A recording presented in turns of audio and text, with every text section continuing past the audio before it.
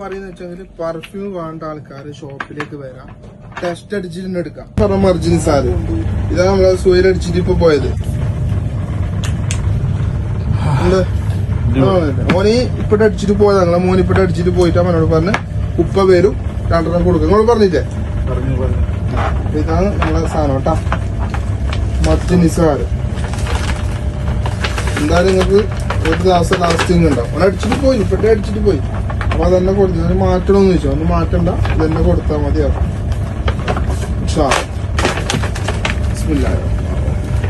വിസ്മയിച്ചാണ് കേട്ടാ, നമ്മളെ നാട്ടുകാരനാണ്, നമ്മളെ കുടുംബക്കാരനാണ്.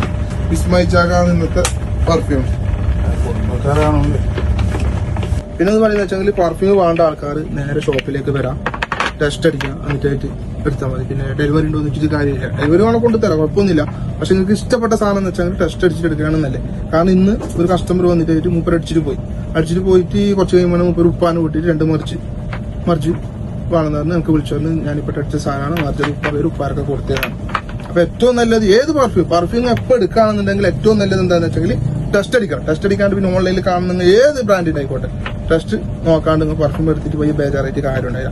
അപ്പം പെർഫ്യൂം എടുക്കുന്ന ആൾക്കാരെ എപ്പോൾ എന്താക്കാന്ന് വെച്ചാൽ ടെസ്റ്റ് അടിക്കണം. ഒരു പ്രാവശ്യം അടിച്ചാൽ മതി, പിന്നെ ഓൺലൈനിൽ കുഴപ്പമില്ലല്ലോ, അങ്ങനെ ആക്കിയത്. അപ്പൊ പക്ഷെ അത് പെർഫ്യൂം എടുക്കുന്ന ആൾക്ക് ഏത് പെർഫ്യൂം എടുക്കുകയാണെന്നെങ്കിൽ നിങ്ങൾ ടെസ്റ്റ് അടിക്കുക, എന്നിട്ട് എടുത്താൽ മതി. ഓക്കെ.